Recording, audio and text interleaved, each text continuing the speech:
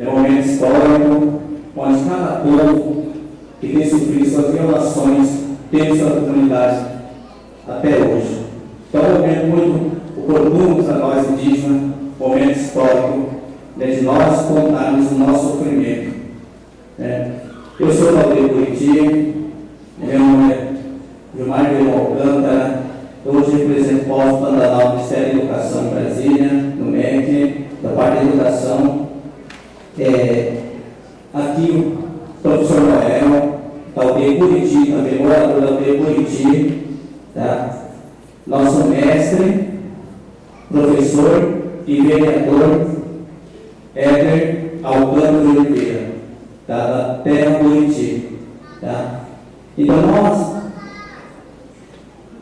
o mestre e os dois mestres aqui, o professor Noel e o mestre Éder, estamos falando, estamos apresentando a violação territoriais dos direitos indígenas na aldeia Buriti, no período do SPI.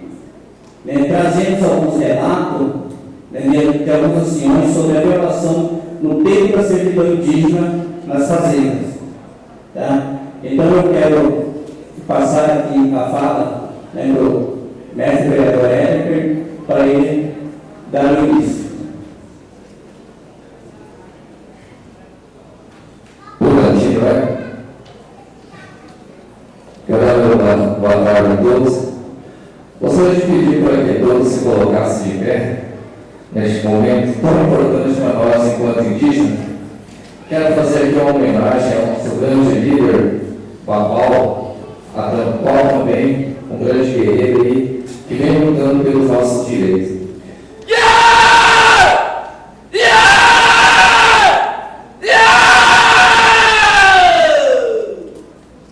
A nossa luta nunca para, ela sempre continua e os nossos direitos sempre vão buscar. Muito obrigado, pode se sentar.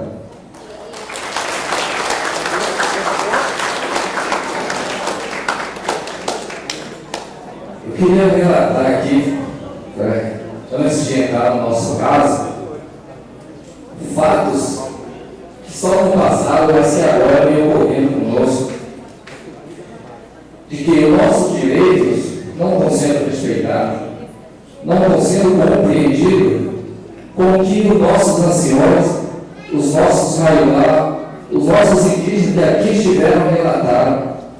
O que devemos fazer para que essa sociedade dos não indígenas, que tem a força da caneta, nos entenda? O que é preciso fazer? Eu digo para vocês, estamos fazendo. Eu não sei se está aqui representante da Altipaçu, representante da Assembleia Terrena e representantes do CONDIS, organizações indígenas, a qual estão lutando novamente pelos direitos que nós temos que buscar. Quero aqui dizer o quanto nos orgulha saber que, se não for o Patrício, não tem. Quem está nos defendendo, vocês sabem que somos nós. Porque há uma grande minoria, a qual hoje está aqui, dos não indígenas, que vem buscando nos dar apoio. Nós devemos despertar para este olhar de organização, porque estamos exterminando. Até em 88, matávamos, surrávamos, batíamos, estrupávamos as nossas mulheres indígenas. A partir de então, hoje estamos matando, sim, na caneta, criando leis e ainda, digo mais, estão querendo mudar a nossa Constituição. É correto isso, meu povo? Não. Então é por isso que eu quero aqui parabenizar esses três movimentos. Esses três movimentos que estão bravamente no Mato Grosso do Sul. E hoje estou entristecido, eu não sabia, o Babal, um grande amigo, a qual sempre mora na Assembleia Terrena,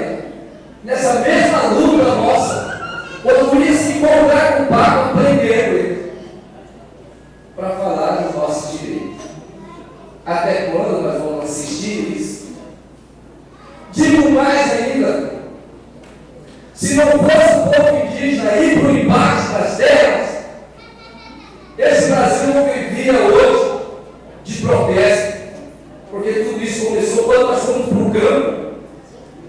Não quero aqui colocar que a terra do Buriti começou isso, não. Todos nós começamos, mas a partir do momento que todos, Mato Grosso do Sul se mobilizou com a causa nossa lá na terra do Buriti, o Brasil começou a mostrar suas caras.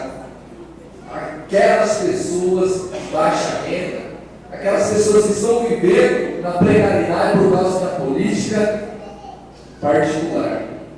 Então, meu povo, vamos aproveitar. Gostaria muito de hoje fazer um pedido para a Comissão da Verdade, para a organização, no seguinte aspecto: temos tantas violações a ser retratadas que 2, 3 dias é pouco, mas nós sabemos que não há parceria para dar suporte quando se trata em questões indígenas. Não há. A vocês, professores universitários que aqui estão, a vocês, organizadores, do Ministério Público, que olhem por nós e façam aqui minha vez, no sentido de olhar para quem olha para nós. Não estou fazendo política, mas o único deputado que abraçou nossas causas está aqui, Pedro Queiro. O único que fazia reuniões para discutir com os demais políticos. Então, gente, abraçamos quem nos abraça, porque sabemos que a luta vai continuar. Eu precisava falar isso, nós precisávamos desabafar, porque é doído o que está acontecendo conosco. Voltando ao nosso tema, a questão das violações do nosso direito, vamos retratar aqui, gostaria de dizer, tudo que nós retratamos hoje foi relatado graças a esse relatório de Figueiredo, graças aos antropólogos que estudaram na época. Então, eu gostaria de dizer que tudo que foi falado aqui, os nossos anciões, hoje nós provamos para quem não acreditava. Está escrito. Está nos memoriais, está nos museus. Precisamos de alguém que abrace nossas causas, igual acabou de abraçar a Comissão da Verdade.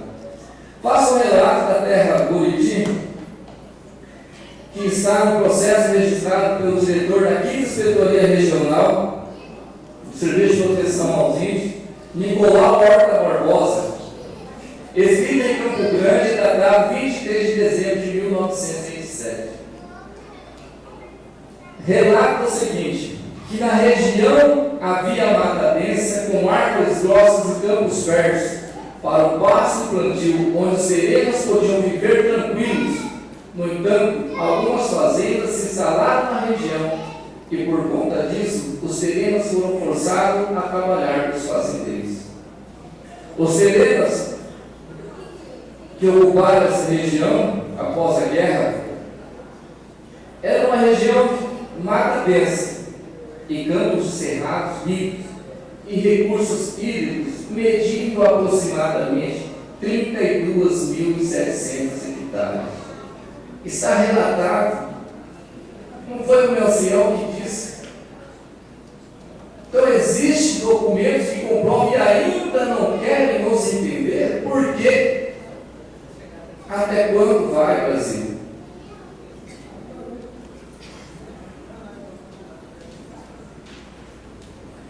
Em cima desse relatório, pega uma entrevista que eu fiz com o ancião, seu Trindade Alves, relata o seguinte: tinha família que morava lá no Suado, Morro da Coringa, Cafezal, espalhado nesse pedaço de chão.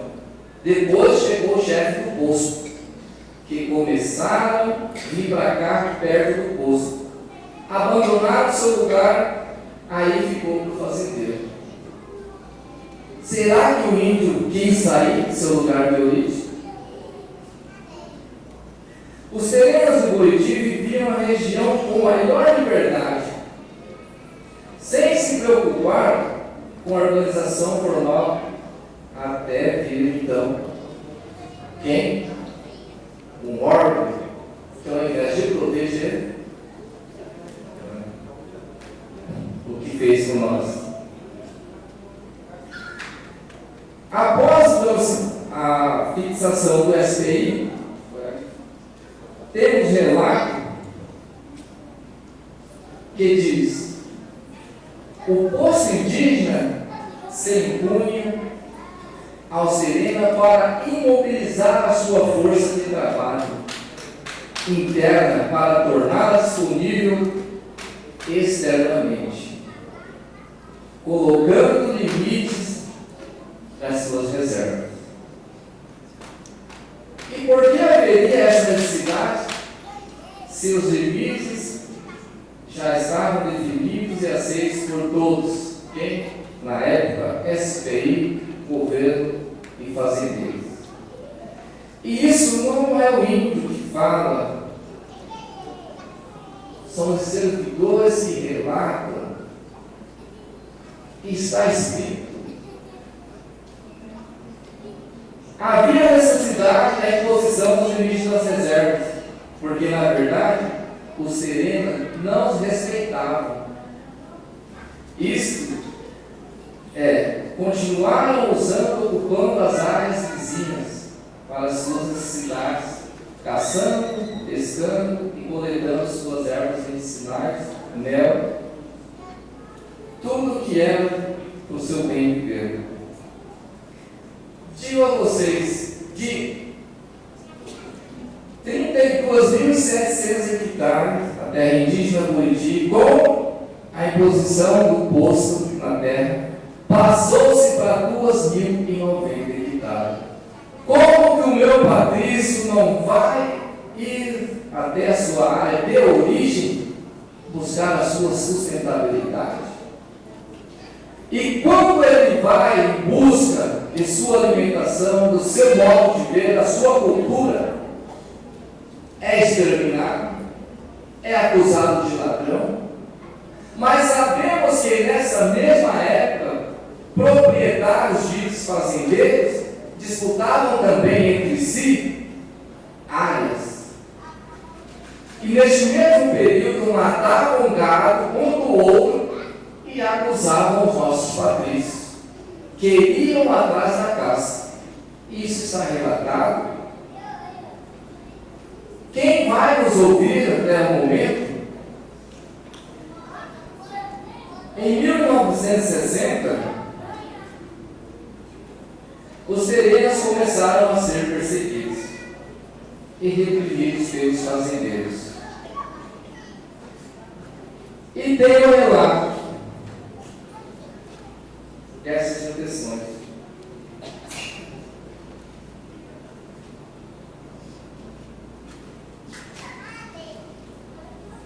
O ancião professor Ramon Pinto, hoje em memória, relatou o seguinte: o meu tio me contava que na fazenda os terrenos viviam devendo para o fazendeiro e não conseguiam pagar, não recebiam nada. Quando iam fazer acerto, ainda estavam devendo. Se questionasse, o patrício era chicoteado. E se tentassem fugir, os capatazes iam atrás, traziam às vezes amarrados, igual animal, eram chicotados nas lentes dos patrícios para servir de exemplos. E outros, às vezes, eram mortos. Até o presente momento, antes do relatório Figueiredo, muitos não indígenas que não conhecem isso, dizem que isso é mentira. Mas no povo indígena, isso nunca foi mentira. Isso sempre foi uma força de luta pelos nossos direitos. Tem mais um relato do senhor Leonardo Gabriel. Os patrícios apanhavam até porque se atrasavam para tomar chá de manhã. O castigo era arrancar com a chumba, com a mão, numa distância comprida, quando o índio levantava e as costas doíam muito. E ainda, o meu avô me contava que as tarefas eram distribuídas em forma de 15 braços medidos. Se o patrício não dava conta, no outro dia eram medidas novamente outras 15 braças, e com isso ia acumulando, e o terreno ia trabalhando mais e mais e mais. Faço uma pergunta: aí aonde estaria o tal órgão que foi para cuidar dos povos indígenas neste período? Tudo isso se reflete quando se organiza a nossa comunidade, a terra indígena Curitiba, por volta de 1960, 65, quando a área é delimitada para 2.090 hectares, já há pessoas preocupadas com a nossa população, vendo que aquilo ali um dia não serviria para o povo indígena. E ali estava André Patrocínio, pai do meu grande doutor Noel, a qual relata a vocês o que fez André Patrocínio para tentar reivindicar as 32.700 hectares.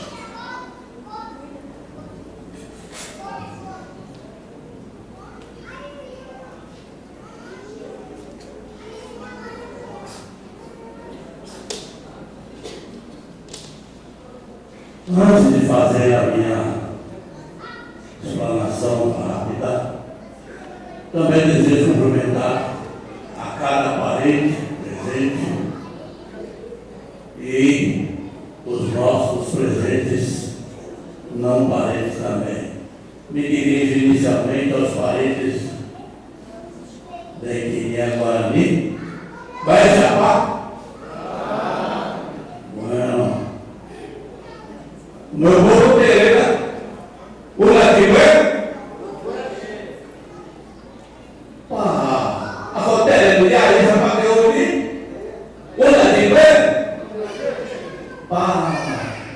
os meus amigos, os nossos amigos da etnia não indígena, muito boa tarde.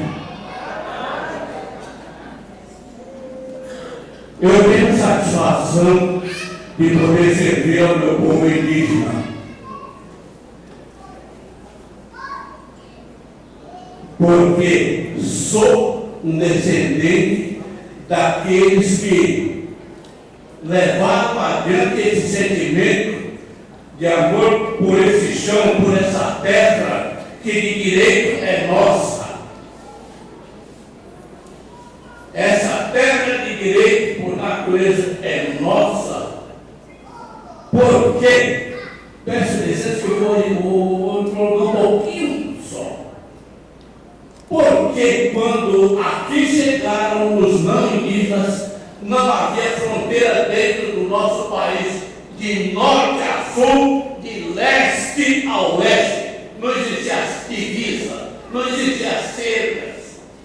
O que é que existia nesse chão brasileiro que passou a ser chamado de Brasil a partir de 22 de abril do ano de 1500? O que é que existia aqui? Muito índio, muito bicho, muito peixe nos rios e a mata virgem. Não havia destruição da natureza.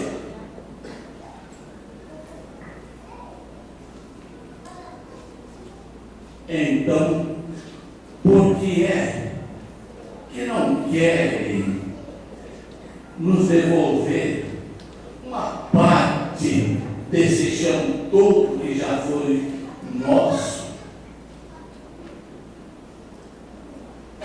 Nós não estamos querendo tudo, estamos querendo uma parte do que nos foi tirado.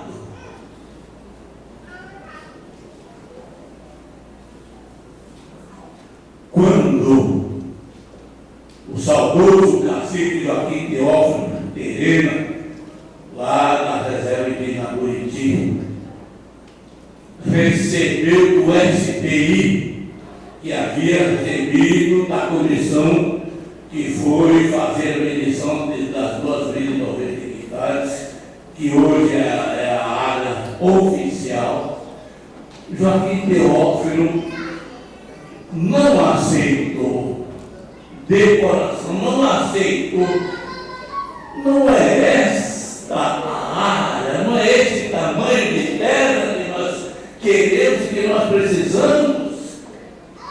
Esta área é irrisória, é pequena demais para o nosso povo que cresce a cada dia que passa.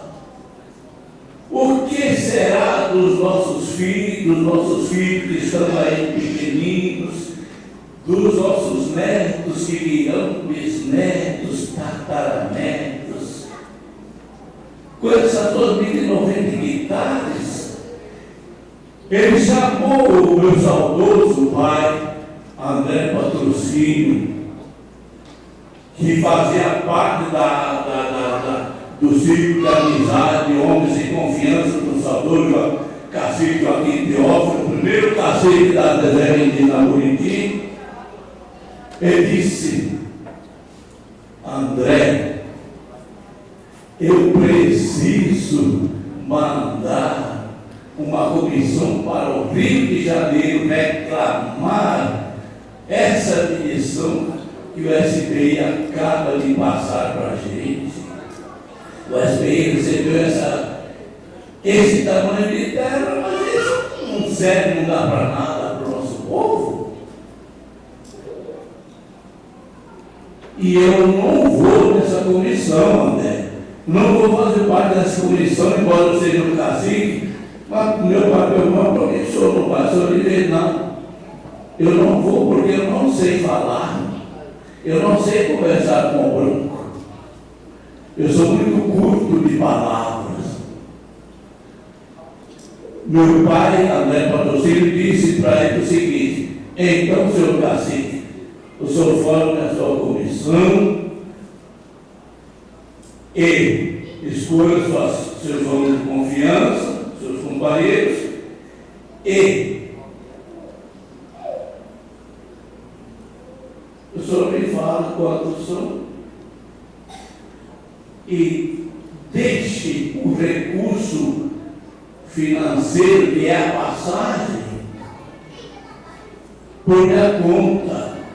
Porque o cacique disse: eu preciso mandar a comissão, mas não tem recurso, André. Foi quando meu pai se ofereceu, só forma.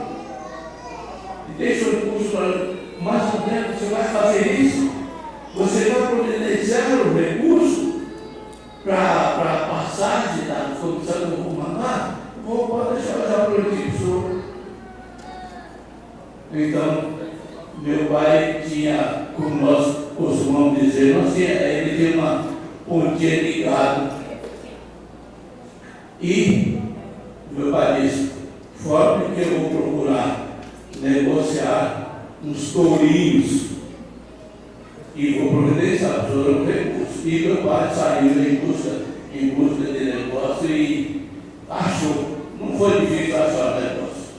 Achou com um fazendeiro que era lindeiro com a aldeia Buriti, do outro lado do córrego do Buriti. É lindeiro conosco.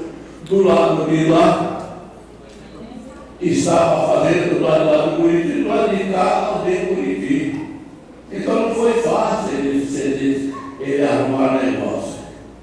Negociou, apurou o dinheiro, levou para o cacique, para que aquela comissão fosse para o Rio de Janeiro. Meus irmãos, calculem a dificuldade naquela época para quem proibiu sair da aldeia Buriti, não conhecia Campo Grande. E para o Rio de Janeiro, sem um guia acompanhando aquela comissãozinha. Mas eles tinham esperança, tinham muita coragem, muita vontade de ver os anseios do povo indígena atendido. E isso aconteceu. Foram ao Rio de Janeiro, a viagem transcorreu. Dá para a gente imaginar quanta coisa engraçada aconteceu na viagem de trem, de Campo Grande ao Rio de Janeiro. Muita coisa engraçada. Eu ouvi uns relatos do meu saudoso pai, a gente, quando ele contava, a gente dava muita risada. A viagem transcorreu normalmente. Chegando ao Rio de Janeiro, foram recebidos por alguém que já estava avisado pelo SPI para recebê-los. Instalaram os nossos patrícios e levaram para o hotel. Foram bem recebidos. Porém, o objetivo principal não foi atendido, que era chegar cara a cara com o chefe do SPI. Aí começa, então, aí a gente sente na pele como é que os nossos direitos começaram a ser, aliás, a partir da viagem, que não teve nenhum apoio do poder público. E chegando lá, também, na hora da cadê poder ir falar cara a cara com o chefe do SPI e fazer o pedido de aumento da área desejada pela aldeia Buriti.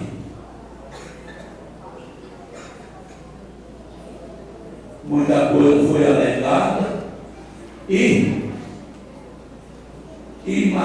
dá para nós imaginarmos se hoje é difícil uma comissão ir a Brasília falar com a nossa presidenta, hoje, imagine naquele tempo ao Rio de Janeiro, não é? Como o ambiente político do Rio de Janeiro, não é? Que vivia momentos tumultuados, acalorados do movimento político. Então, aquela comissão não foi recebida. Porém, isso foi prometido. Olha, vocês vão conhecer alguns lugares, vão levar vocês, vão conhecer aqui, ali, e passaram bastante. E ali enrolaram a comissão, e a comissão voltou e lhes foi prometido. Mas o pedido de vocês vai chegar até o chefe. E aí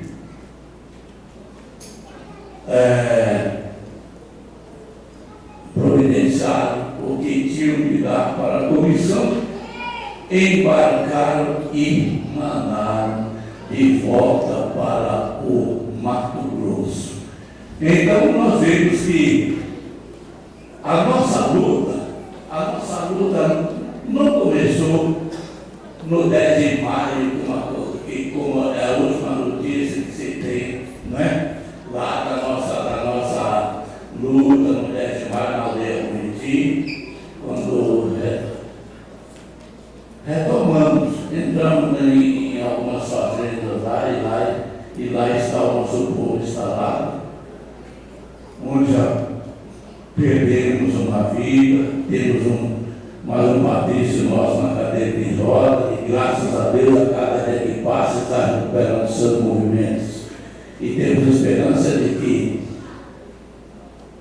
veremos ainda o nosso companheiro que está na cadeira de roda de pé diante dos nossos olhos.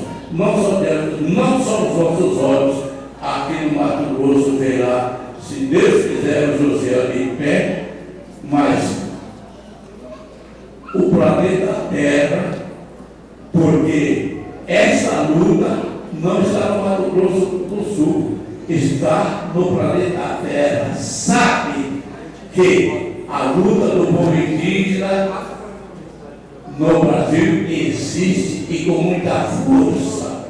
Recursos naturais em seus territórios, o que já não se aplica no todo, atualmente, devido ao desmatamento e sua desterritorialização. De tronco linguístico aruaque, de subgrupo Guaná, a presença dos terrenos nas regiões hoje reservada pelo Serviço de Proteção ao Índio,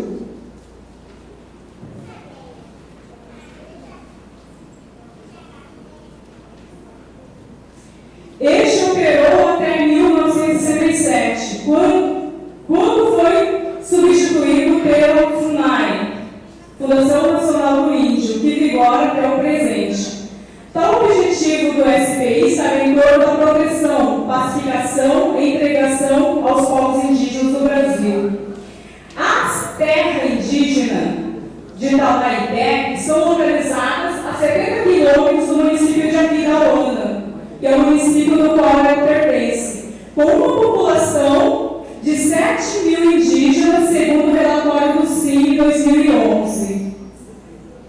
Todos compõem pertencente à etnia terena. Habitam um espaço geográfico de 6.400 hectares. Já em 1904, foram reservados a este povo e a esta terra 7.200 hectares, conforme o relatório Figueiredo, página 73, volume 1. Diante do cálculo da extensão territorial reservado, há um respaldo de 800 hectares desaparecido. Um estudo antropológico nessa área foi feita e comprovada por laudos antropológicos a extensão de 33.900 hectares como terras tradicionais, identificada e homologada pela FUNAI, porém sujeita à contestação, despacho 1977, 14 de agosto de 2004. O espaço limitado tem sido um fator agravante a este povo, já que os possibilita o gozo de sua reprodução física e cultural em sua reserva. A área abriga as 7 aldeias: Água Branca, Morrinho, Ibiruçu, Lagoinha, Bananal, Colônia Nova e Tegre, todos rodeados por fazendas, cercados de fazendas, o que tem acarretado os conflitos entre os terenas e os proprietários dessas fazendas em seu entorno. De acordo com os dados etnográficos colhidos em campo das aldeias acima citada, foram-nos revelados a atuação dos agentes do SPI, concentrada na aldeia Bananal em meados das décadas de 40 a 60. Era de costume dos terena a busca de alimento nas matas, tido como hábito cultural, andar em grupos em busca da caça e da pesca, do mel e de frutos silvestres. Os agentes do SPI, no entanto, em consonância com os fazendeiros nos arredores das aldeias, proibiam a entrada desses indígenas em áreas tidas como áreas dos fazendeiros sob as suas ameaças. Um estudo feito pelo antropólogo Gilberto Azanha nessas terras de Toné e traz algumas informações das perseguições dos fazendeiros aos indígenas já na década de 60, quando ele nos relata: é somente a partir de 1960 que os terenas começaram a ser perseguidos e reprimidos pelos fazendeiros e também pelos encarregados do SPI nessas suas expedições. Moura, 2010, também nos traz subsídios retratando o confinamento dos terenos sob o relato antropológico de inspeção judicial, realizado nas localidades onde encontram-se as várias fazendas e reservas. constitui-se em interferências físicas, respaldadas pelo direito à propriedade privada, que protege os fazendeiros. Até a década de 1970, os serenas não enfrentaram esse obstáculo. Muitas delas foram construídas pelos próprios serenas, para posteriormente impedi-los de transitar no entorno de suas terras. As cercas separam os serenas de seus mortos, das frutas silvestres, da caça, da pesca, e corta todas as possíveis relações que mantinham com o território fechado. Os indígenas que desacatavam as ordens do SPI eram trazidos para o posto, local de trabalho dos agentes, e então penalizados, presos em um ambiente, uma espécie de cadeia dentro da aldeia, onde ficavam ali por alguns dias, confinados. Pernoitavam por 4 a 5 dias e saíam durante o dia para prestar serviços, sob os olhares dos demais que serviam como repressão. Essa é uma das cadeias que nós conseguimos localizar. Ela está ainda intacta na aldeia Água Branca. Na aldeia Bananal nós também temos uma outra cadeia, porém está hoje reformada, mas essa é a mais antiga que nós conseguimos localizar.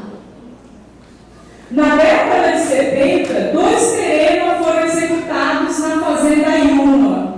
Um deles, o indígena Arlindo José e seu filho Aniceto José, ainda jovem, mortos a tiro pelo gerente da fazenda do proprietário, Sr. João Fialho. Assim, nos relatou um dos sobreviventes, o Terena Onésimo Sobrinho.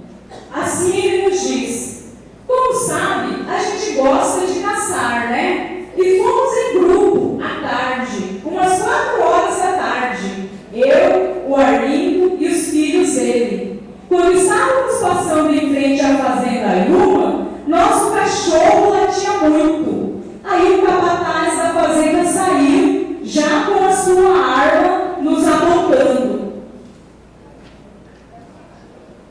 Sem conversa, apontou para mim, corri de um lado para o outro, para ele não poder me acertar. Disse ao companheiro: atira nele antes que ele me mate. O companheiro não teve coragem. Então peguei a espingarda que estava com ele, que era o nosso uso para a caça, e atirei. Nisso, ele atirou em mim, pegou em meu pulso, quebrou o relógio e depois perfurou meu pulso. Caí no chão, consegui fugir. Ele atrás de mim. Me escondi e pedi ao nosso Deus que ele não me encontrasse. Aí não me achou. E atirou no Arlindo. Esse caiu, morreu. O filho dele viu e foi socorrer. Também ele atirou no rapaz e matou o pai e o filho. Este episódio de assassinato também está descrito no relatório de inspeção judicial de Moura, 2004. Como fato marcante do sereno, jamais foi esquecido. Marcante porque se trata de um fato da busca pela sobrevivência. O ato de caçar, pescar, é um trabalho tradicional e de manutenção e sobrevivência do povo. Além do assassinato dos indígenas, observa-se que o SPI sempre envolvido em outras questões problemas, atuando diretamente. Em meados dos anos 60 em diante, continuavam os escassos.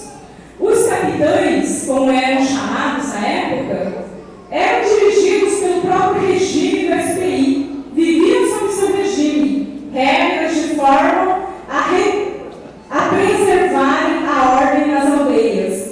O SPI fornecia material para coibir os indígenas que desacatassem a lei interna. Em alguns casos, eram espancados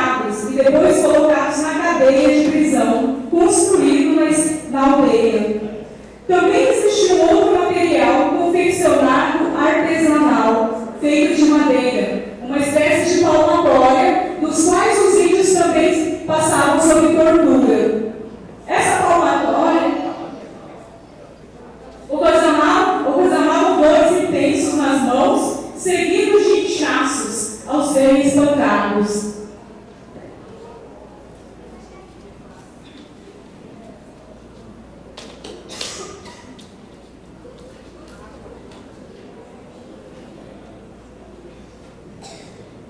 O outro fato, do qual a SPI também esteve ligado diretamente, foi a transferência, a remoção forçada de um grupo de terrenos de sua própria aldeia para outras regiões fora do estado.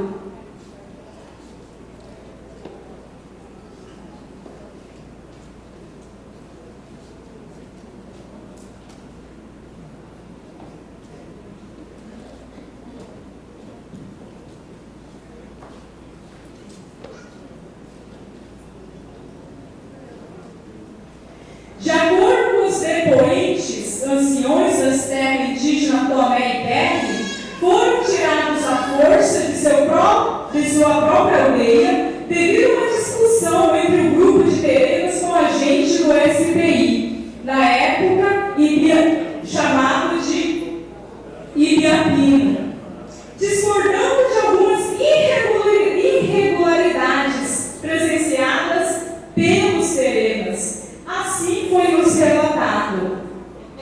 Teve Patrício Nosso que o SPI mandou para longe. Lembro bem a época. Os homens começaram a discutir com o agente do SPI. Ali no posto, estava descontente, brigaram.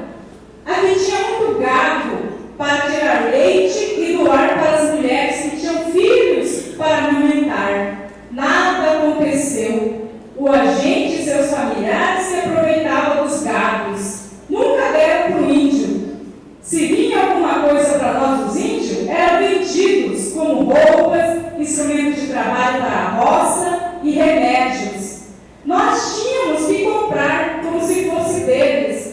Índios foram acusados de roubar alguns gados. Aí o agente ligou para a cidade e teve a ordem de levar esses índios para outro lugar. E foram levados à força. Sofreram muito. Parece que uns foi deixado na aldeia dos Krenak, outro entre os Javantes. Passaram fome, comeram milho seco por causa da fome. Foram maltratados. Diário de campo, Manuel Coelho, 60 anos, da aldeia Bananal. Sabe-se se foram os seguintes indígenas removidos à força de seu próprio habitat: Tiburcio Francisco, conhecido como Malinho 1, Nelson Francisco, Simplício Francisco e Piquiri. De acordo com os relatos, foram levados para outros estados e distribuídos em lugares diferentes, impossibilitando o grupo permanecer unidos e facilitar o seu caminho de volta. Entende-se que esta tática seria para dificultar sua sobrevivência e retorno para suas terras de origem. Alguns meses depois, todos eles retornaram, cada um em épocas diferentes e desacompanhados, testemunhando que passaram os meses fora de seu habitat e em lugar estranho. Por meio de documentos localizamos outro grupo de terreno, porém da aldeia Limão Verde, aldeia pertencente também ao município de Aquidauana, removidos e presos pelo SPI. No documento, o capitão terreno Marcolino Lili, da aldeia Bananal, solicita ao SPI a soltura do grupo de terreno, presos injustamente, como apresenta o presente documento extraído do Museu do Índio de Rio de Janeiro.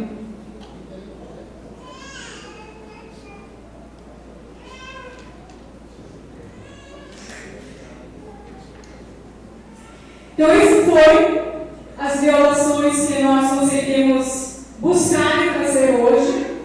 E o nosso depoente, o Sr. Roberto, não pôde estar, eles poderiam estar falando na voz dele mesmo, que também presenciou alguns momentos dessa época, por ser um aposentado funcionário da FUNAI, e ele nos trouxe muitas informações, mas infelizmente ele não pôde estar presente. Então, são essas violações que nós encontramos nesse período em que o SPI atuou nessas terras indígenas da região de Aquidauana. A remoção forçada de indígenas, a prisão injustamente, as torturas nas cadeias, os maltratos, o assassinato que hoje nenhuma resposta, e nós localizamos um atestado de óbito no posto da FUNAI da terra de Tomé. E nesse laudo, ele omite a causa da morte do seu Arlindo José e do seu filho Aniceto José. Então, o que esse laudo nos traz é apenas a morte em 1978, mas sem nenhuma explicação. Então, a gente entende que isso é uma forma de omissão. E os fazendeiros ficaram impunes.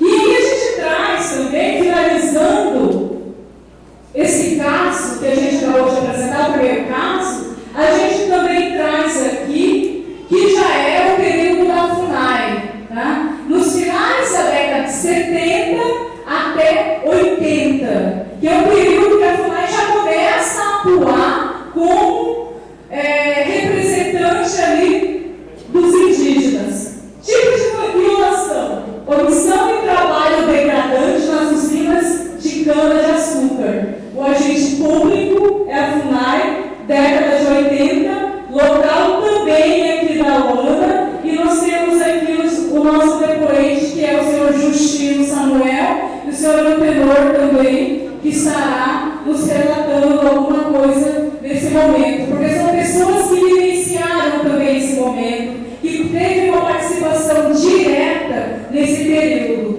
E como a gente sabe, o Mato Grosso do Sul tem aí várias usinas implantadas, né? Isso já vem de algumas décadas anteriores e continuam ainda implantando outras usinas, e a mão de obra que iniciou trabalhando nessas usinas de canaviais no Mato Grosso do Sul e também fora dela foi mão de obra indígena. Não só os Serenas, mas assim como os Guarani Kaiowá também teve uma grande participação como mão de obra nesse período.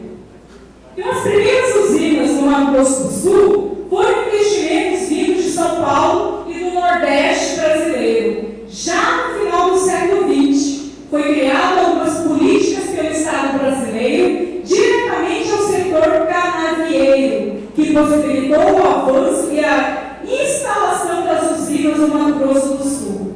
Usina é um termo usado pelos indígenas, é uma linguagem que os indígenas, é o termo que eles usaram para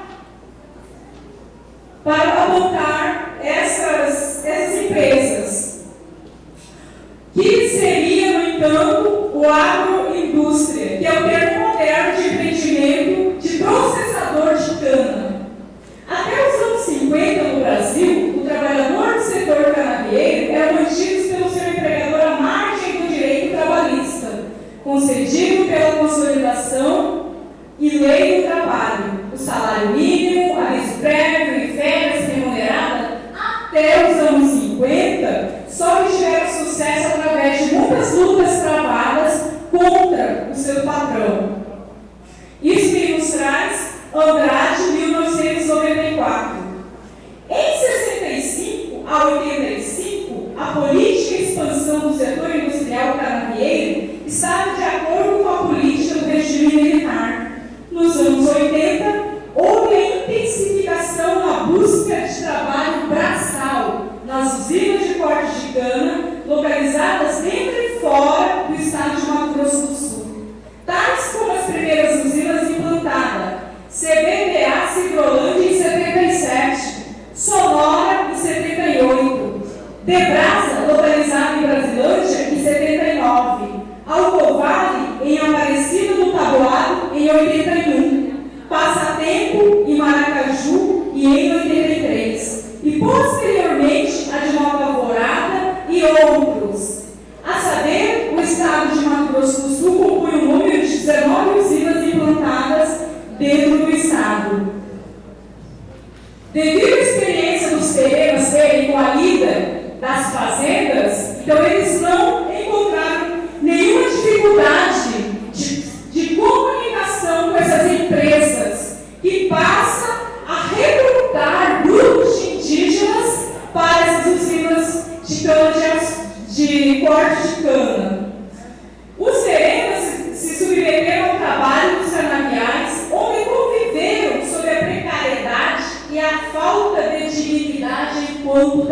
trabalhador.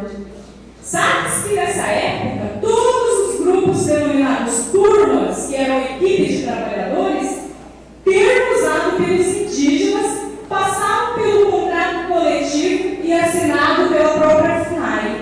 Toda turma compunha de um líder denominado cabeçante. O cabeçante era um integrante do seu próprio povo, com um perfil de liderança, de articulação e que soubesse, no mínimo, a ler e fazer cálculos matemáticos. Estende-se por um período aproximado a 20 anos de precariedade das condições de trabalho e por um relativo abandono por parte dos órgãos estatais, deixando-os à mercê da exploração pelos capitalistas.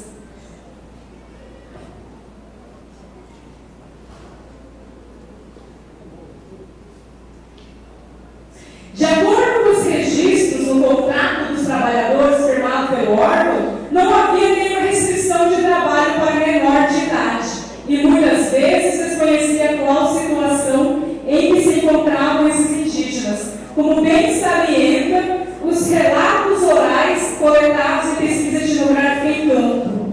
Para tanto, pesquisadores também apontam a vulnerabilidade que estiveram expostos há muitos anos à própria missão do governo a este Estado. Passa para mim o slide do contrato. Aqui nós temos um contrato firmado pela própria FUNAI. E nesse contrato não há sequer nenhuma segurança, exigência de segurança, a não ser a ceder bebida alcoólica aos trabalhadores. Nesse contrato não há nenhuma restrição de menores de idade. E nessa época as escolas das aldeias tiveram esvaziamento devido ao recrutamento desses menores de 14, 12, 15, 16 anos que já iam para essas usinas de cana-de-açúcar. Como o tempo está muito curto, a gente vai aqui, eu vou passar a palavra para o senhor Justino, que foi um dos cabeçantes dessa época, e ele vai estar nos relatando como foi esse momento que ele presenciou como trabalhador desse canavial.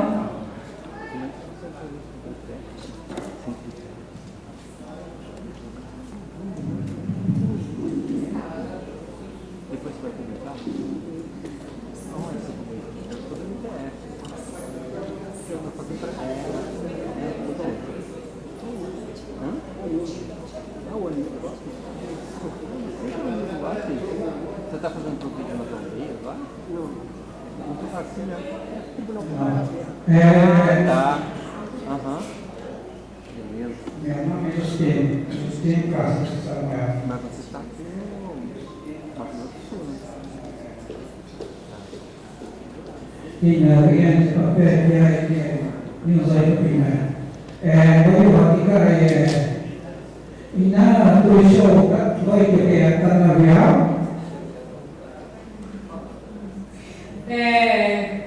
Cumprimento a vocês, meus patrícios que estão presentes aqui, e vou falar um pouco de como foi quando eu comecei a trabalhar no canavial. Ano 79, ya Sonora, o quando eu e a minha casa, patrão para a gente. E a minha 44 pessoas contratam. E a minha 14, se produzem naquela coisa aventura da PET, sabe normalmente o PET e COPT.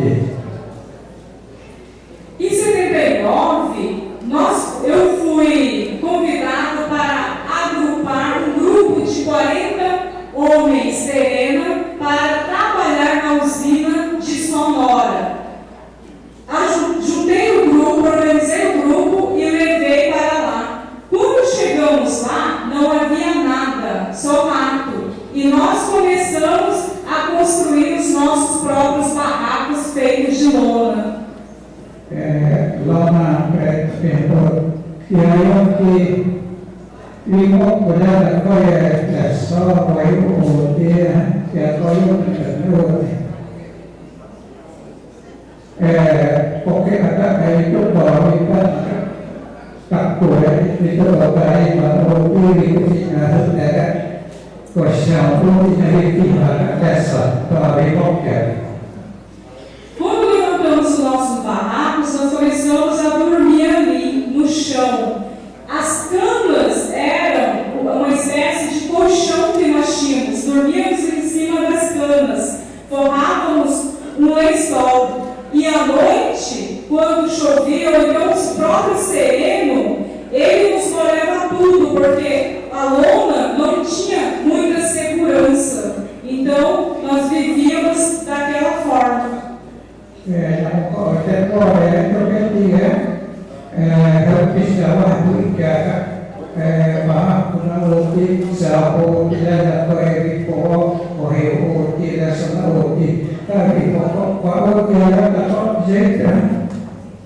Voltávamos do trabalho quando chovia, encontrávamos todos os nossos pertences molhados, encharcados, devido à chuva e à condição do nosso acampamento.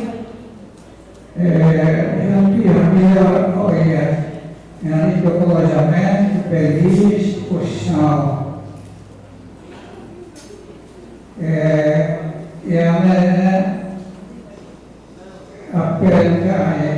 Enfermaria, alojamento no dia médico, toda semana, cada mandou para comunicar lá na frente. A PECA uma boa resolve médico, quando uma poliana.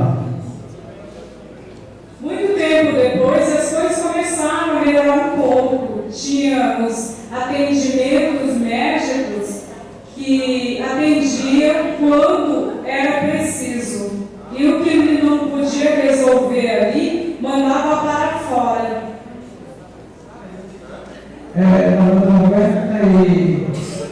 Não é certo como que a coisa que é do jogo que existe, qual é a carteira que o piano jogue na coxinha por Ixambel, Índio, região e Tomé. E aí, um tempo mais depois, o juiz proibiu a usina, a empresa, de recrutar os indígenas da nossa região.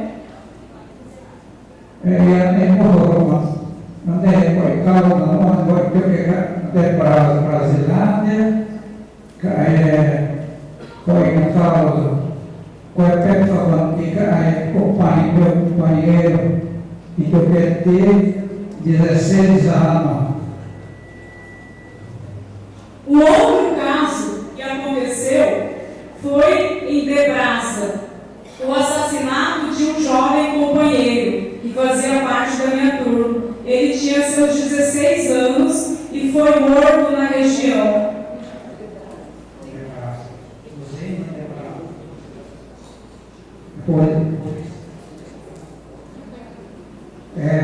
Polícia agropecuária. A sábado, eu tenho balneário. Uma pena para você a balneário. Para rapaz, eu cortei a cola. Que nós falamos para rapaz, porque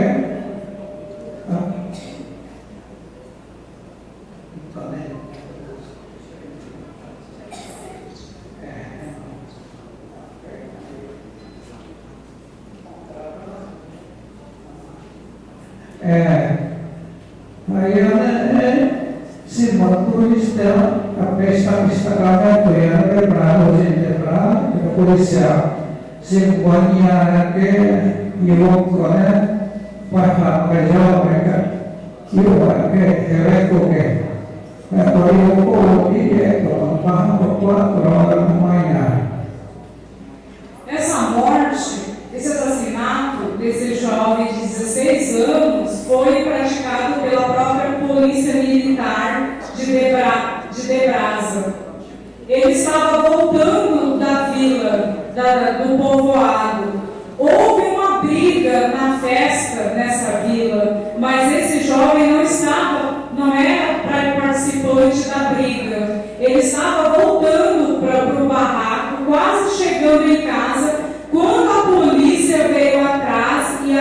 gerou. Mana dihasilkan iman di pohon di pohon apa yang kita oleh simpan kapakir kuatron apa kuat ya sewa saja ke hujan ke kuasa nampak kuat Nos pegou de surpresa. Eu estava à beira de um córrego de manhã e de repente apareceu alguém para avisar e me disse: morreu um companheiro. Ya bihon kan, bapak masa kuat ke rumah ya komunitas mana, bapak komunitas yang kan, yang apa, zakwan, yang apa, hawa.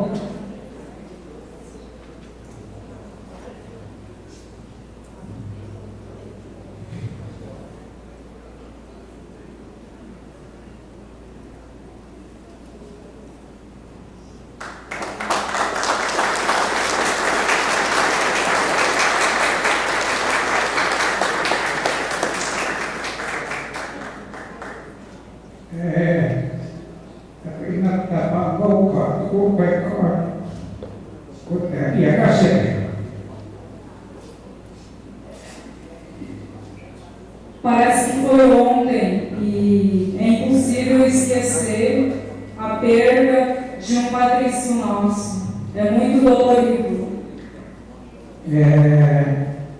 O companheiro mau bị khỏe và để khỏe nó không có hàng khỏe cao quá tôi sang khỏe cao này.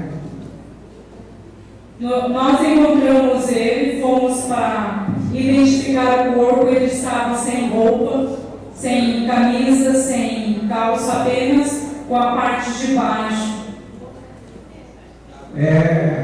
Kisah a liberação do corpo.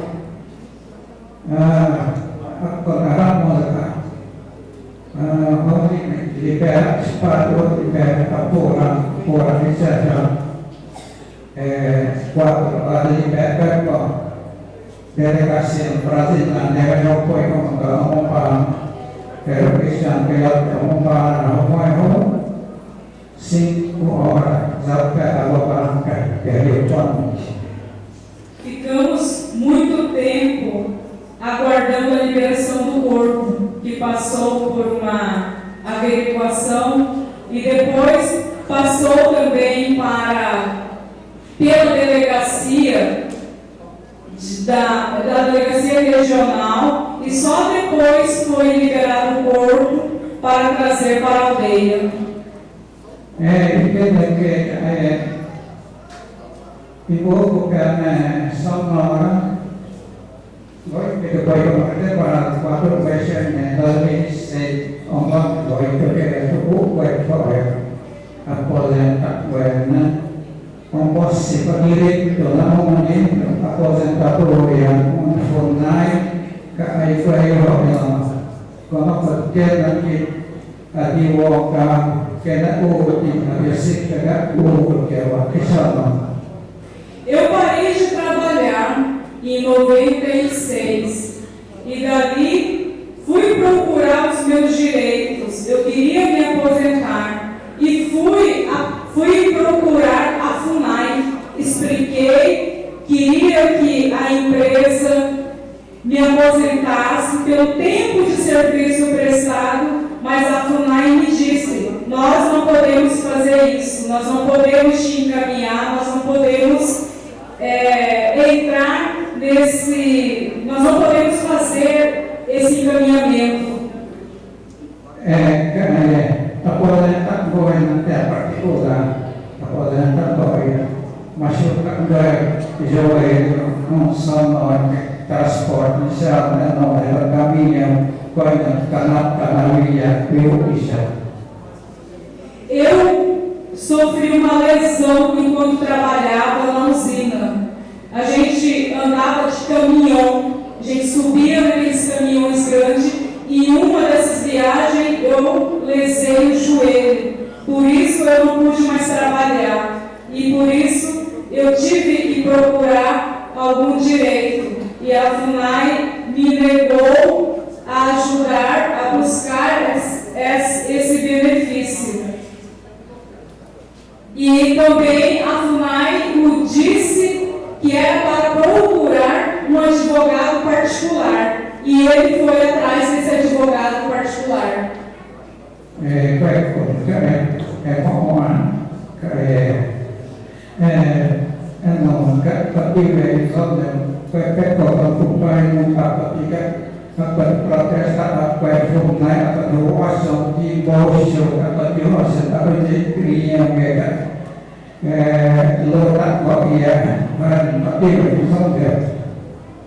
Nesse momento eu me senti abandonado pela própria FUNAI, que não quis defender a nossa causa. Tive que fazer tudo sozinho, sem uma estrutura da própria FUNAI.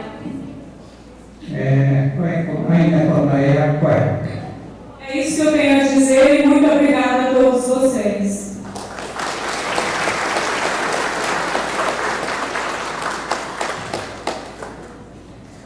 Eu vou passar agora para o senhor Tenor Augusto da Silva, que também vivenciou esses momentos nessa década de 80, que vai trazer também algumas informações.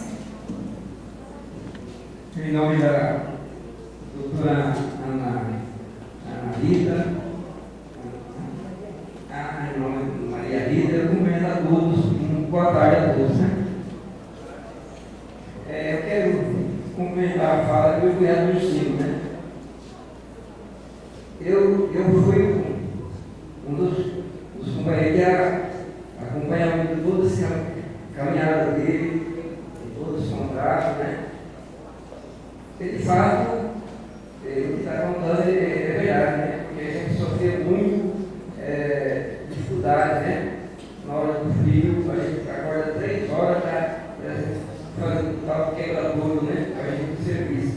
A gente embarcava no caminhão e carrega câmbio, Onde a isso cair, o próprio vento sabe do joelho, porque é tudo furado, Não tem como você defender, Então você tem que segurar e afirmar para cair, Então nós tivemos uma dificuldade muito grande no quarto de cana, Não é somente o quarto, mas na fazenda também tive grande dificuldade, acompanhei o Chico, foi trabalhar na fazenda, foi muitos anos na fazenda Chapina, então ele, os pioneiros que assim levantou a fazenda Chapina, Então ele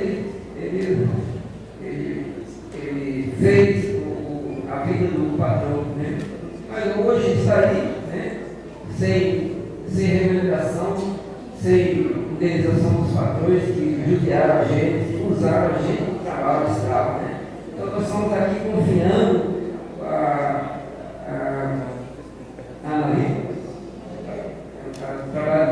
Maria Rita, que esse trabalho tem resultado para todos nós indígenas que região do Mato Grosso do Sul, que nós temos grande dificuldade na questão do trabalho, das terras. Então, hoje, estamos aqui confiando na Maria Rita, o trabalho dele, e desejamos que ela sucesso, trabalho que seja feita justiça perante o nosso povo indígena do Mato Grosso do Sul. Então, é isso que eu queria dizer. Obrigado.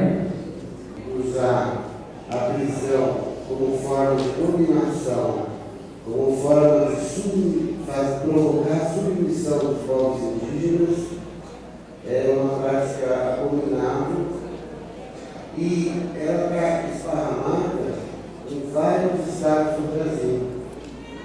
Nós fizemos um começo de levantamento e é importante frisar, Maria Rita,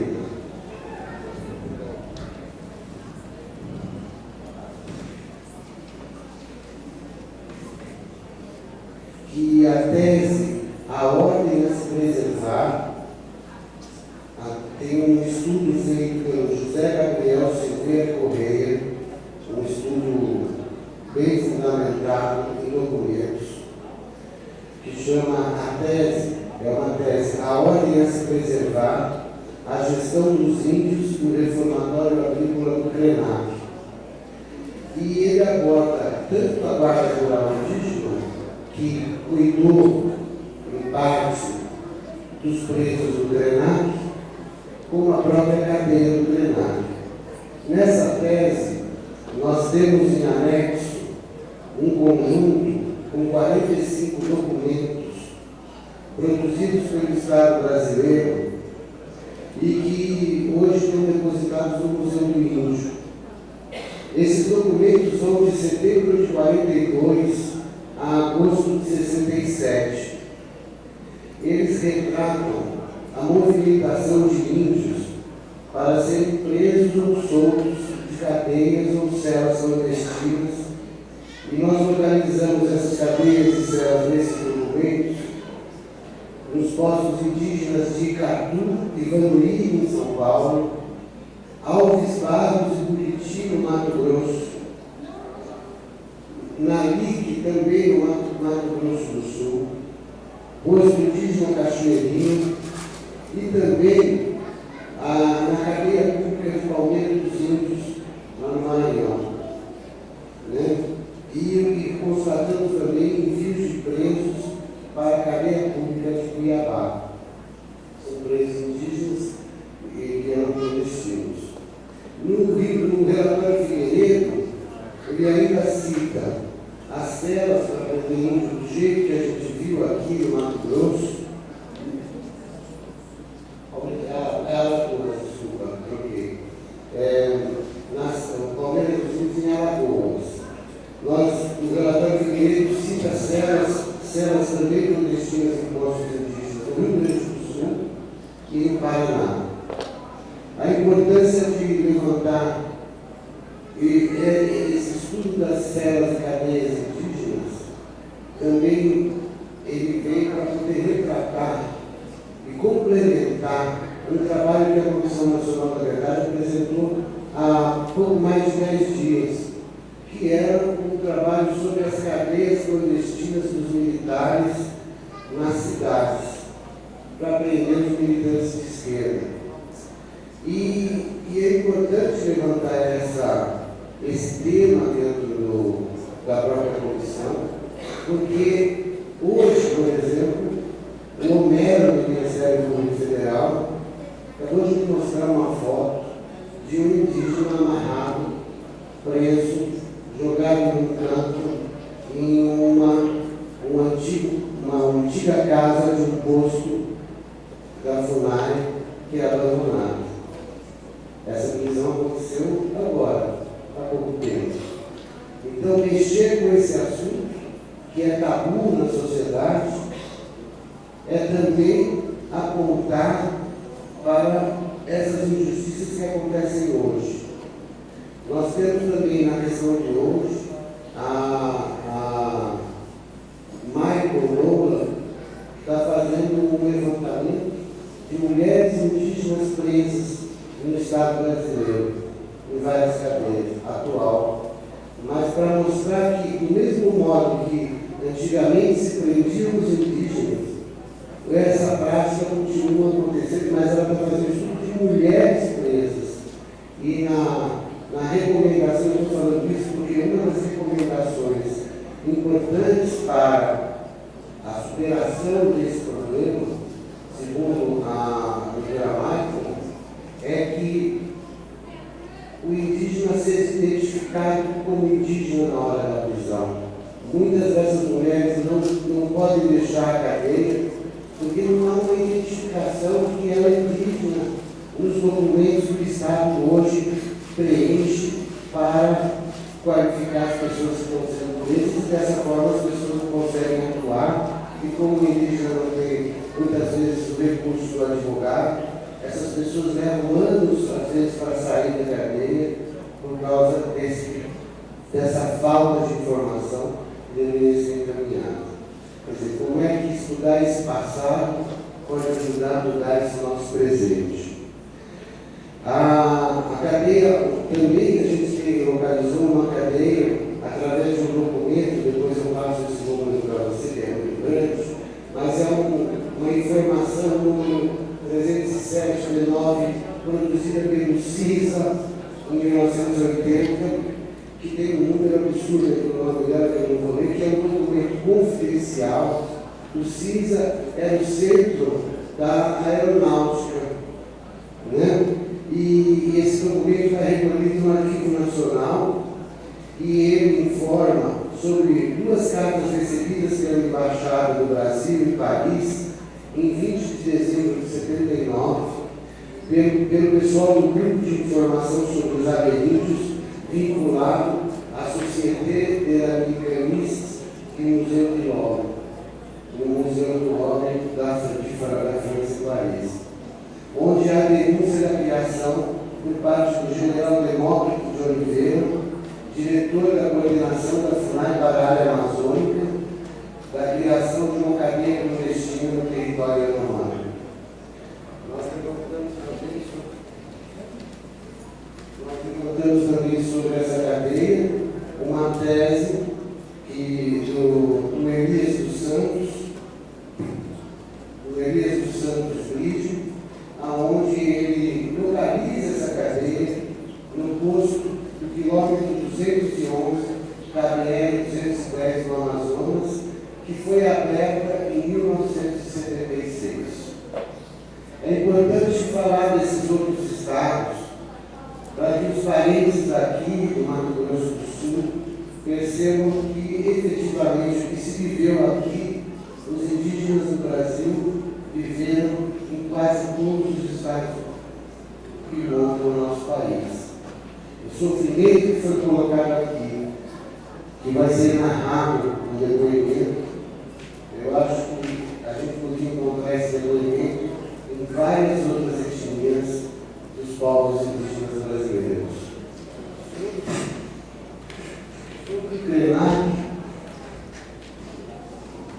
que é objeto do depoimento, cadê aqui?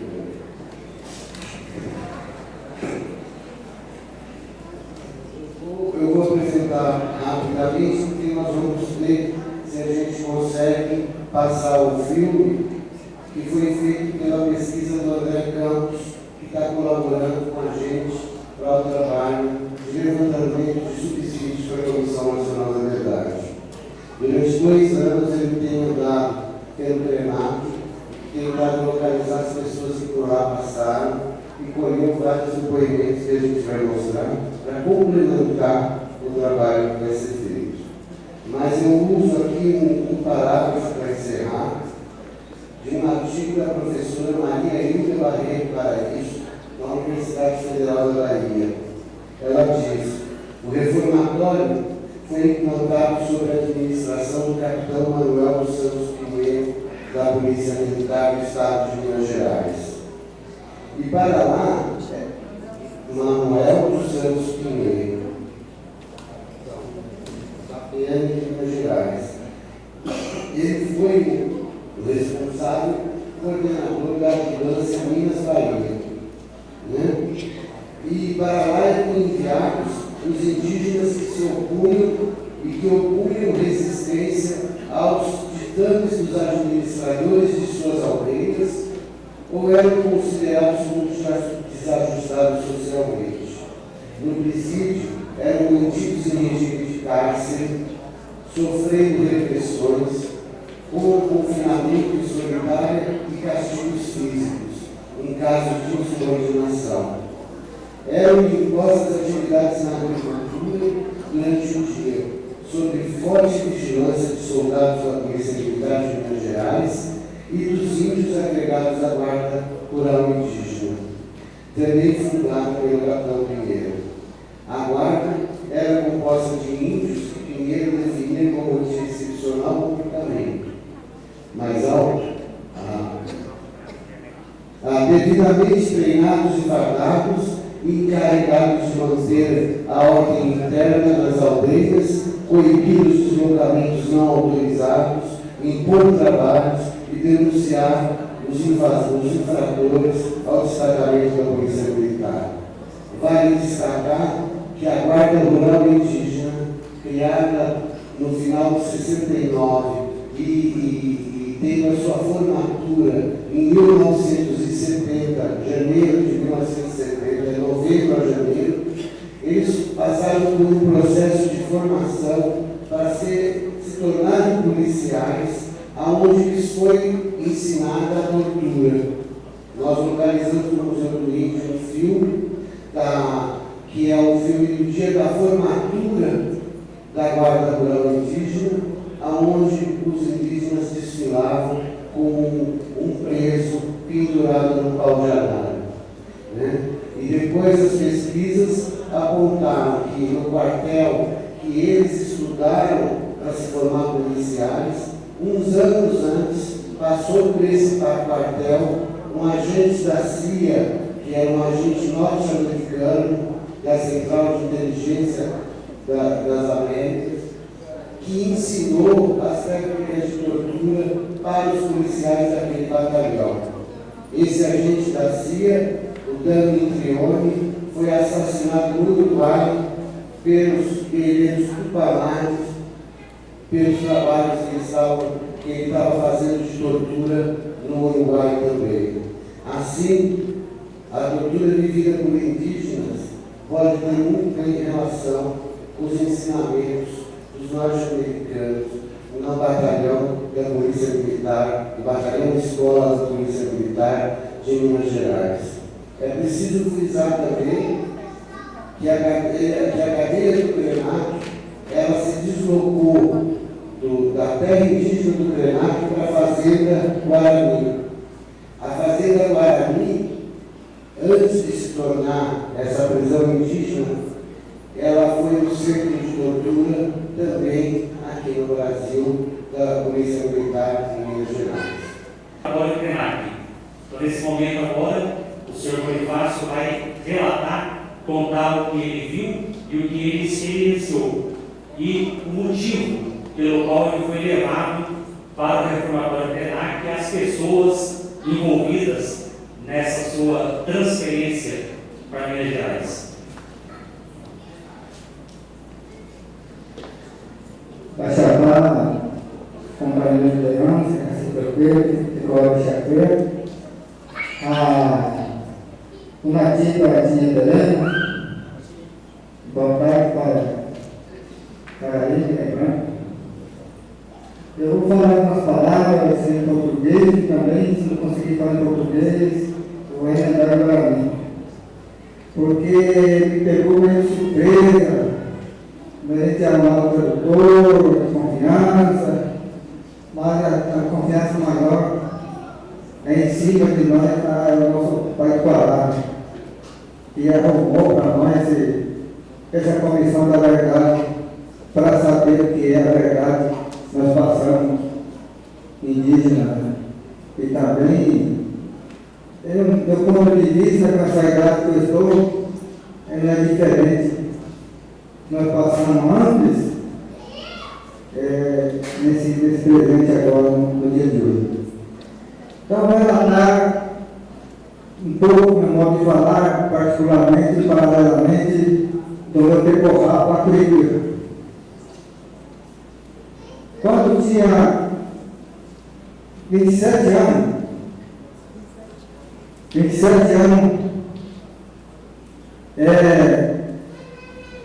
eu fui levado do meu decorrer, a qual eu tinha uma casa perto do cemitério onde Pacheco Duarte faleceu com meu pai. Eu tinha uma casa. Aí eu ficava estovando a fazendeiro chamado Torracas. De que forma eu estovava, fazia assim uma perturbação a eles? Porque eu ajudava os jovens, ajudava para ensinar, fazer jogo de peteca, que hoje nessa idade eu não vi mais jovens usar. Jogo de petecas, nesse jogo de peteca, diz não tem limite, pode jogar desde 1000 pessoas esse jogo. Então ali se ajuntava bastante indígena, Caió e Guarani, do decorrer. Então os torracos achavam que isso aí era errado, que os índios não deixavam decorar. E ele começou a fazer outro tipo. Aí um dia, eu me lembro bem, o cara fala dia 31 de janeiro. No mês de janeiro, já se perde. Aí, já se perde. Aí, janeiro, Torraca falou assim, veio Torraca, Dona Loba, falou para mim, vou te levar na missão Cariuá para você aprender a trabalhar.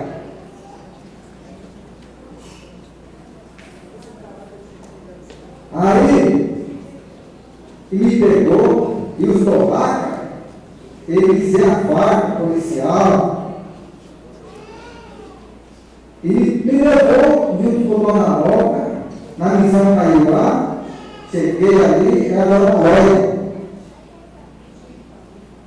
Chegando a Dona Loba, fiquei ali mais de 1 hora, esperando outra pessoa, que chegou Calaí.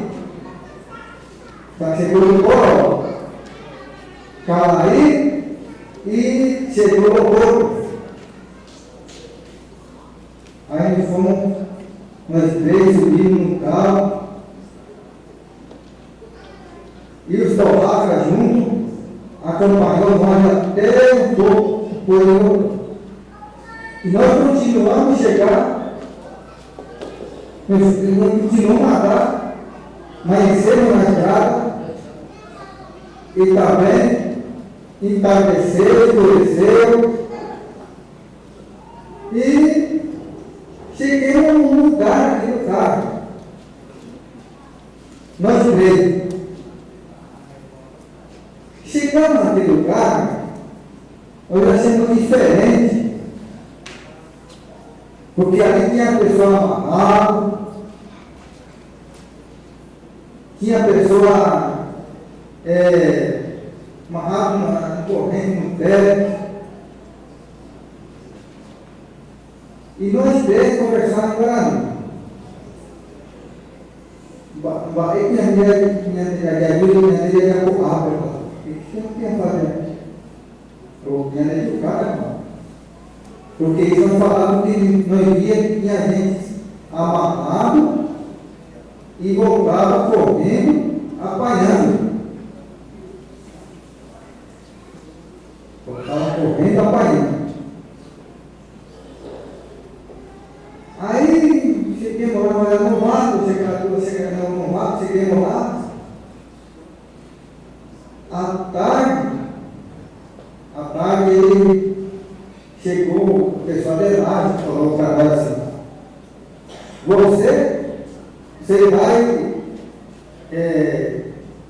você vai me acompanhar.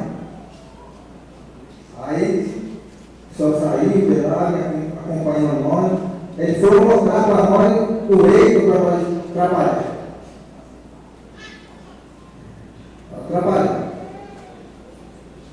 E agora a ferramenta é somente machado. Aí falando, vocês vão tirar essa raiz com a árvore. O que nós fizemos? Eu, Antônio Calaí, o corpo. Aí ele dá para nós o facão, aí nós pegamos IP, tadinho, que não fala tadinho, e fazia, lavrava bem, pagava com a terra, para tirar a terra, e limpar a raiz da água para não cortar no machado. Só que essa aí era o rei, tinha que fazer tudo para voltar no lugar. Onde nós estávamos, assim, tinha que fazer tudo e fazer antes da meia-noite. E quem for mais velho, passar antes da meia-noite, depois da meia-noite, apagava. Aí o que nós fazíamos? Nós fazíamos a força, trabalhar.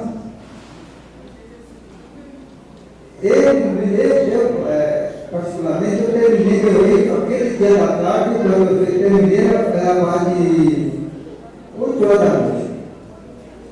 E o Calaí também, um pouco mais terminou, louvor também, de nos ganhar o jeito de trabalhar. Aí trabalhamos. Fomos para lá. Aí a pessoa queria dar para nós almoço, comida, não deu. Nós dormimos assim. Outro dia amanheceu, falou que não, você vai acompanhar não.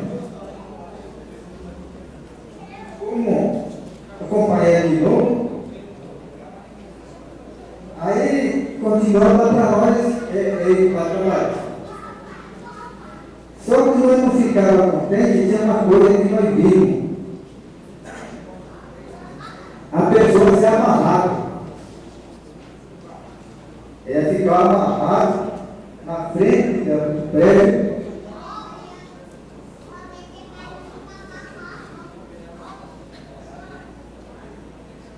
Aí ficava amarrado e aí assim, apanhava. E nós três continuamos a trabalhar assim, para abraçar. Um dia, Antônio Calaí, e o louvor, aí ele ficou assim, um pouco teimoso com o policial de lá. Os teimosos, ele ponharam em um outro lugar, até ter 10 pessoas. Esses 10 pessoas, ele chamava, ponhava, sorteio.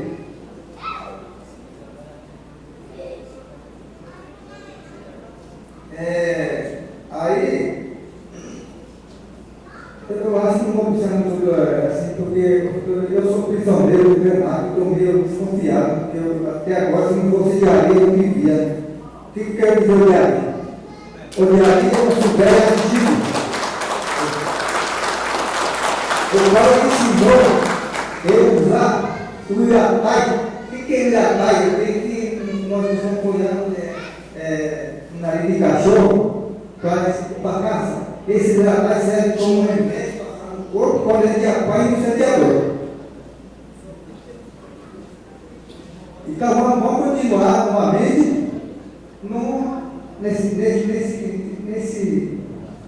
o que acontece.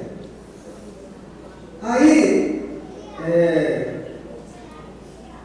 nós continuamos a trabalhar pelo corpo, e também Calaí, Antônio Arce, começou a mudar a policial. Aí falou assim, vamos apanhar assim, 10 pessoas teimosas, vamos levar para a Ilha das Cobras. Nem sei a Ilha das Cobras, não cheguei em igreja. Aí quando pegou 10 pessoas, caiu no sorteio, era o Calaí. Aí foi ele, mais o pessoal, mais deu 10 e foi para lá. E foi o cavalo e para. Aí chegou lá, foi ele até agora. Isso aí eu fiquei, continuando trabalhando. Aí um dia o soldado chegou de novo com o Calaí, eu perguntei para ele, por que você está? Eu voltei porque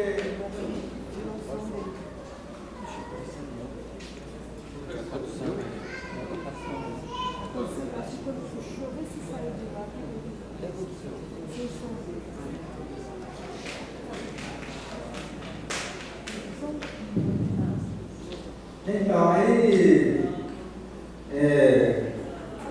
perguntei para ele. Aí ele falou assim, lá, o lugar lá, à noite ele não dormia. A gente não dormia porque ali tinha bicho, ali no meio da água, era uma terra, mas só que ali tinha bicho a noite inteira, para comer a bicho. Aí ele falava assim, cavalo cabeça, operando esse lixo. Ele pulou nele. Pegou. E você, não me pegou porque o puxo veio em grupo, porque ele tocava em grupo. Tocava em grupo e saía e ia embora. Aí quando o soldado foi lá ver ele falou pela palavra para mim, lá, ele falou assim, não pegou porque eu toquei em grupo, depois eu me grupo. Aí o soldado foi lá, me chamou, sei eu, eles não querem pegar, então não vou levar para o Fernando de novo. Aí chegou lá, eu só fui estudar de novo.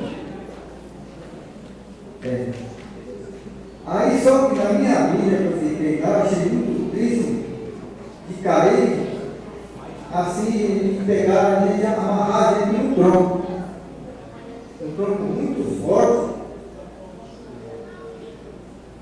Então, esse tronco ali, o soldado, ele tem assim é jogo deles. Quem pegava 7, 5 reais, sem chorar, esse era o ponto dele. Aí o que aconteceu? Eu cheguei e caí no cima dele e fui amarrado. Mas lá não tinha sempre meu local, tinha 100 vezes ali, sempre tinha a flecha dele, ali tinha 100 vezes atrás, não tinha. Sempre pegava no mapa e tinha. Aí quando caía um sorteio para ir no tronco, para apanhar, no jogo deles, já passava no tronco. Mas eu levava 7 até 8 reais sem chorar. 8 reais sem chorar, eu tinha dentro do tronco, marcou ponto para eles. Esse era o jogo deles. Aí eu cheguei bem também, primo do Osório, que foi daqui que do lado estava lá. O Osório era um coronel. Aí o que aconteceu? Toda vez que caía num sorteio, tinha que apanhar. E os outros ficavam de cabeça para baixo, amarrados numa corda, de cabeça para baixo, ficava um pouquinho tempo ali e tirava ele lá.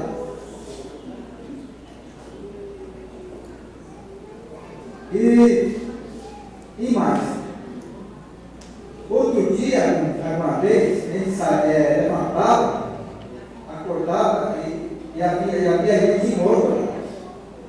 Não aguentava ficar amarrado e tirava de lá, tinha onde levava.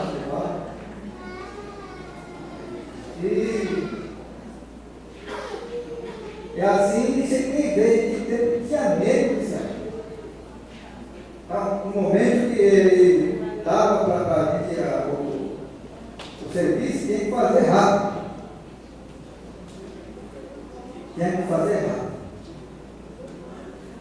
Aí cheguei, ficando lá um ano, já 6 meses por aí, chegou o Teodoro. Que hoje está vivo ainda. Ontem eu conversei com ele, não sei o que eu vou contar. Chegou ele, pai dele, Justino, e a mãe dele, Anitta. Dona Boca mandou para ela entrar.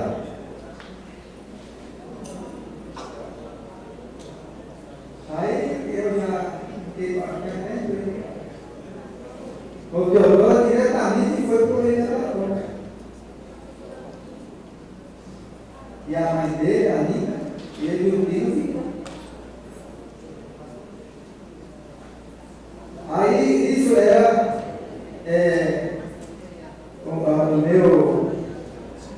a minha chegada lá, eu sempre andava por lá, assim que fazia.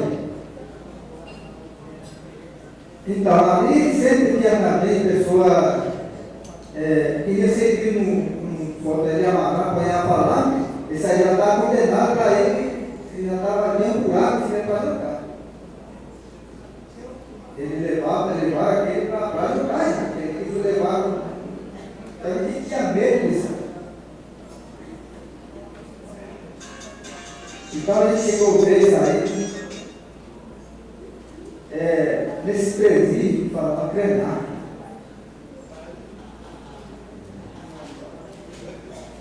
Aí o que aconteceu com os outros? Os outros pegavam a mais pesado, apanhado da hora, era derrubado, ele ia correr de lá, pegava, derrubava no chão. E assim ele fazia com os outros, a policial fazia com os outros. E ali tinha parente que veio do Rio de Janeiro para me lá, veio também do Paraná, São Paulo, e tinha também Terena. Quando uma patrona falou aqui da ideia para tomar, eu vou te dar uma coisa assim, esse não teve nada. Entende? Aí cada um, ele tinha uma equipe da policial, cada um era uma equipe, levava para o outro lado, levava para o outro lado, chegava lá, marcava o dia, se ajudava tudo. Era assim. E mais, eu tenho um irmão que ele chama Tato. Ele teve uma experiência de Tato Duarte. Ele foi para lá, depois que eu vi, nunca mais voltou. Paulo Duarte também foi para lá. E a mãe do doutor, a Anitta, também nunca voltou. E foi levado, irmão do doutor Vitor, nunca voltou mais.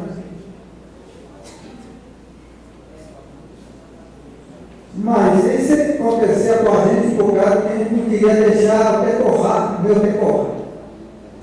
Meu decorrar, que é o Patricã. Agora vamos misturar um pouco. Quando nós entramos no Tecoá Patricã, em 1990, nós fomos porque o segurança ficou rápido. Ele que fez fazenda no meu tempo. E mais, em 1917, Getúlio Vargas veio a aldeia que as pessoas chamam de Bororó, Bororó era um rio terreno, qual ele passou a morar hoje na fazenda para Rio Dourado, Paquetá, para chama, Paquetá ali, ficou. Aí bateu, não quiser lá, mandou se andar lá, ele entrou no Tecorá para Curitiba. Aí quiseram ele lá porque ele foi para deles, ele era pele de onça. O Bororó. Era pele de onça. Então os índios chamavam na ladeira para Araguai. Caiaga para Araguai. Então eles não quiseram deixar ele lá e vieram para a aldeia onde Dourado. Nós chegaram aqui a Dourado, a descendência de Itaê, Bertolino, e também tem alguma faísca ainda na terra onde Getúlio Vargas deu, chamada aldeia Dourado. Sabe por que eu falo? Quando na Loca, no Caiuá e Guarani, sempre elas juntavam no povo ali para fazer dia do índio. Nesse dia do índio, juntava Caiuá, Guarani e Deré. E Dona Roca já trazia Carali para morar dentro da aldeia, para tirar madeira, para tirar lacatu, peroba. para tirar B, C, jaracatear, cortar o jaracatear, dividir jaracatear, tem jaracatear tem um negócio muito branco, muito bonito, e a gente pica, ele assa, come, sai, faz um doce dele, vai ser dividir. Então ele começou a fazer esse tipo de briga.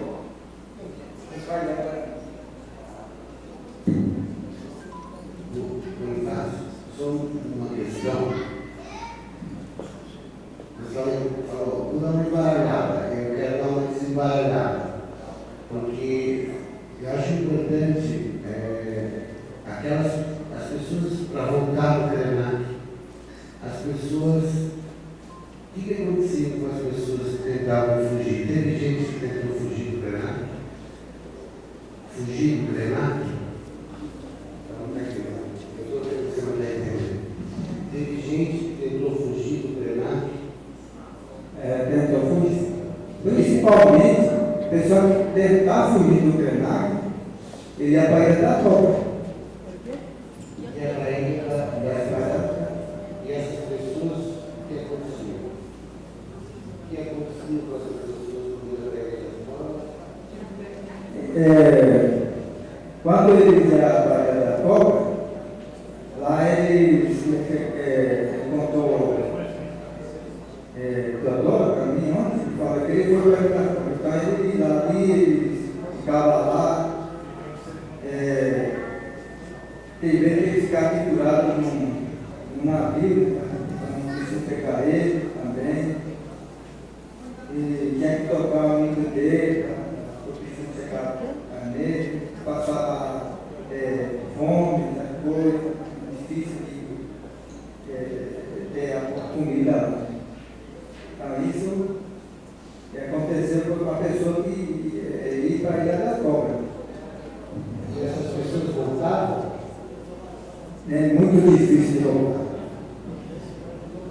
Muito difícil. Eu fico assim, pensando no Teodoro quando ele voltou, porque ele tocava o inglês.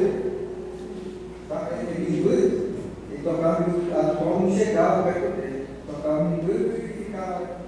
Porque não tinha bicho pegado.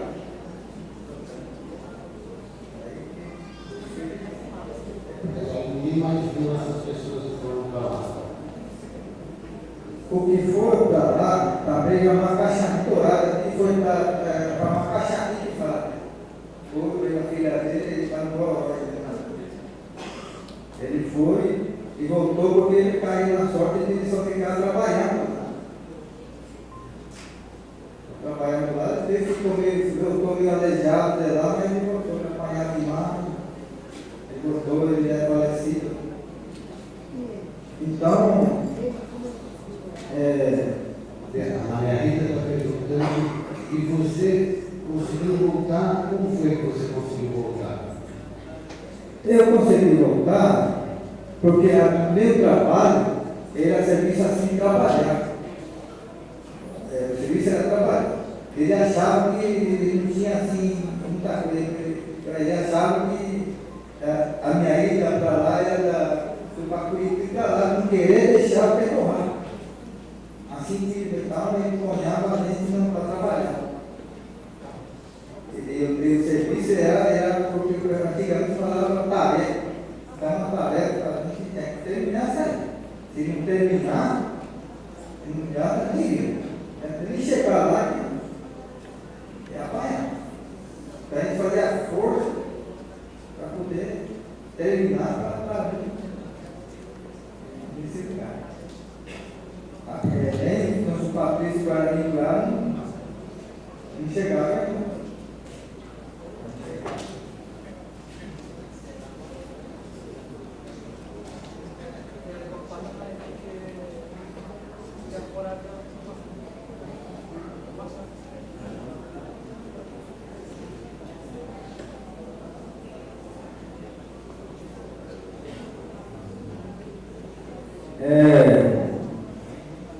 Entonces,